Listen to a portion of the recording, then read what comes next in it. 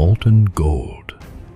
Not a coin, not a bar, but a liquid, searing stream poured down a human throat.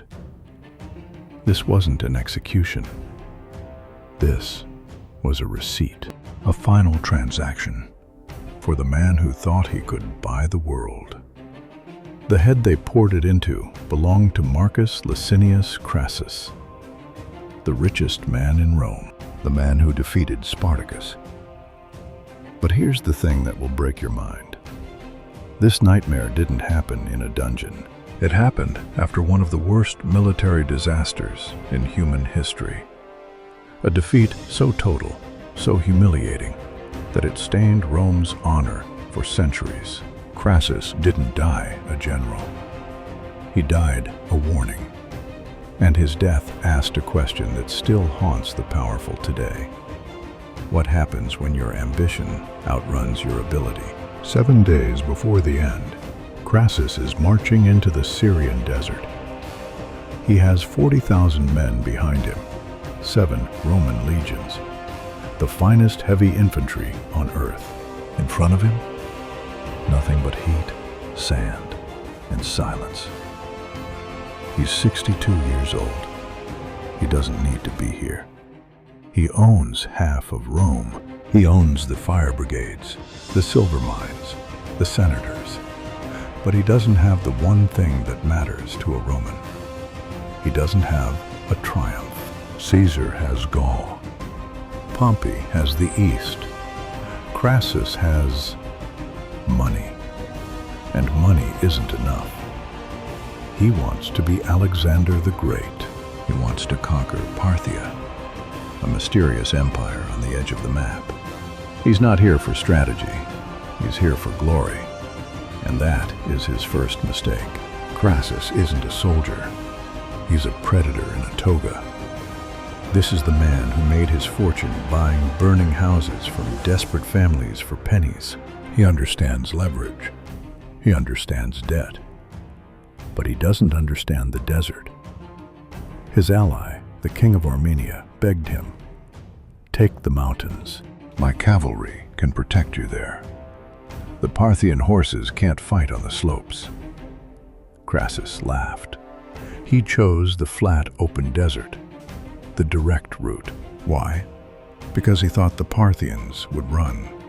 He thought they were barbarians who would scatter at the sight of a Roman eagle.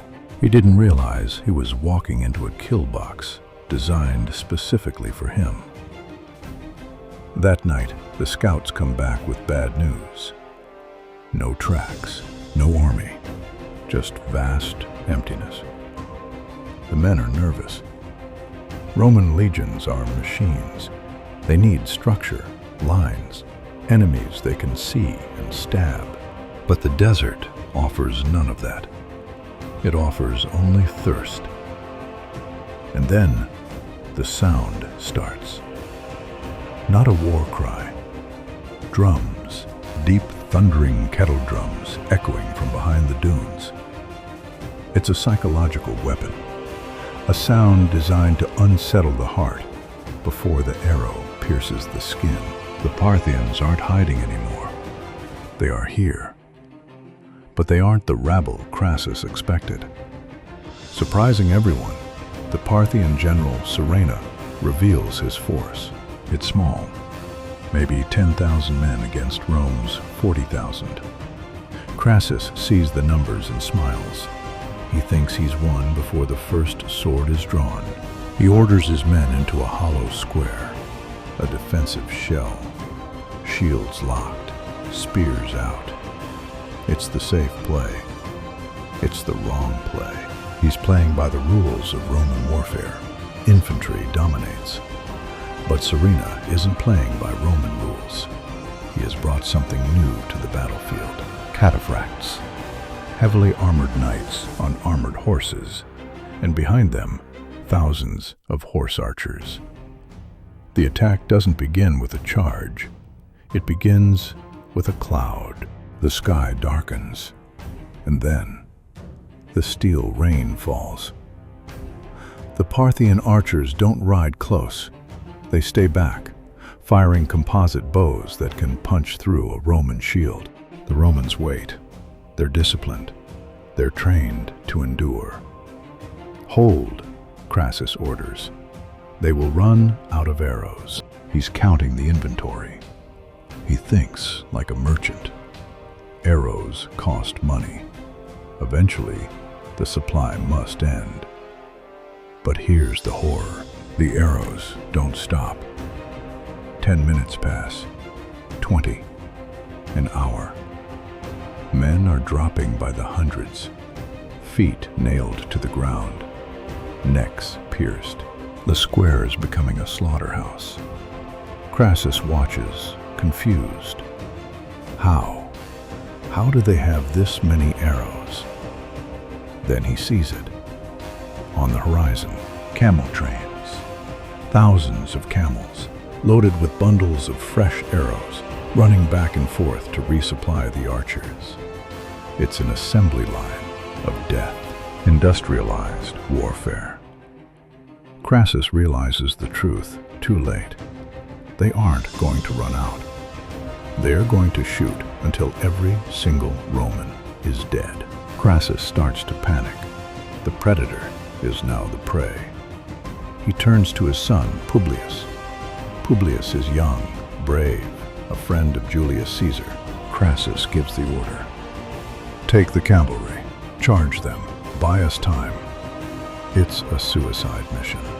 Publius knows it, but he gathers 1,300 brave souls and charges into the dust. For a moment, it looks like it works. The Parthians retreat. Publius chases them, disappearing over the dunes. The main army cheers. They think the tide has turned. They wait. And they wait. An hour later, the Parthians return. But they aren't shooting yet. They ride to the front of the Roman line, and they throw something into the dirt. It rolls to Crassus's feet.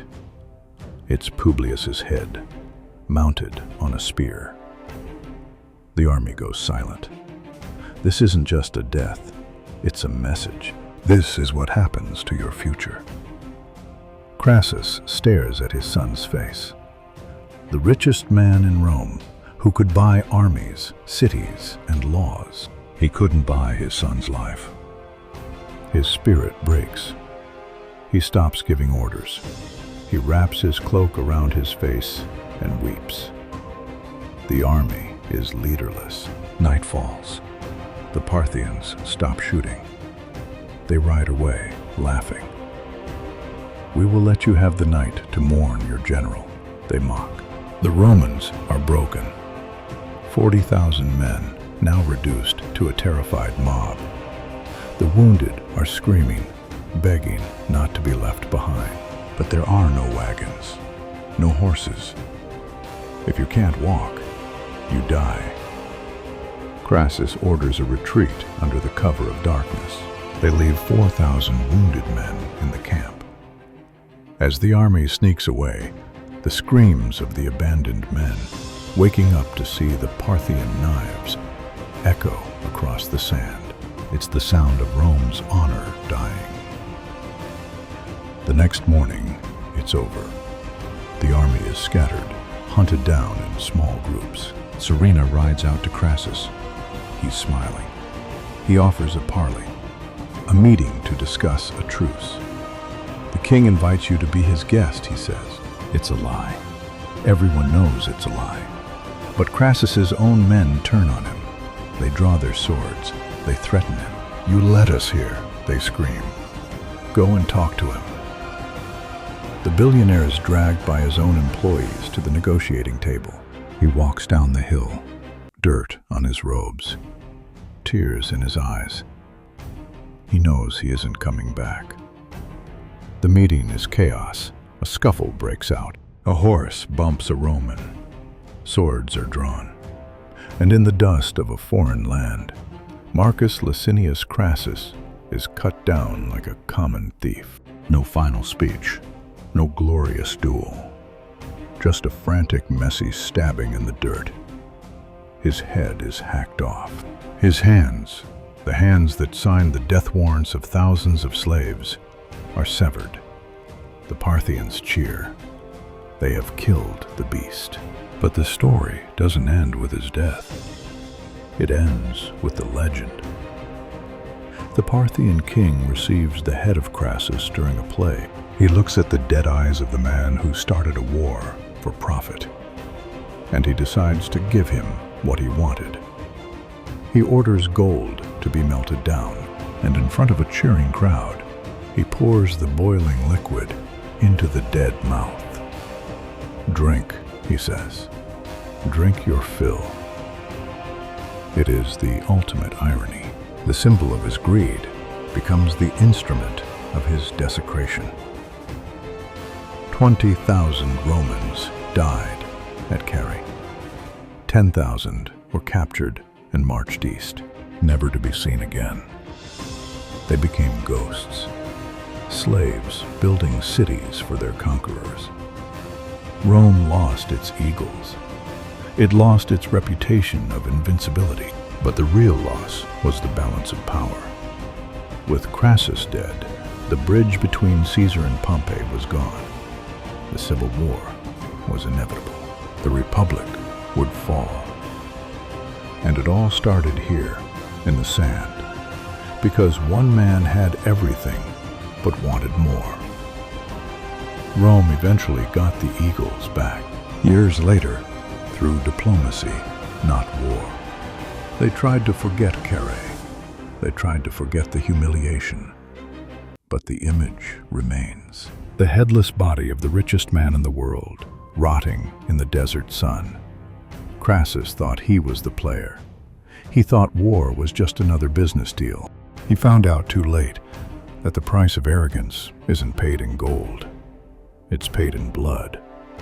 And unlike gold, blood is a currency you can never earn back.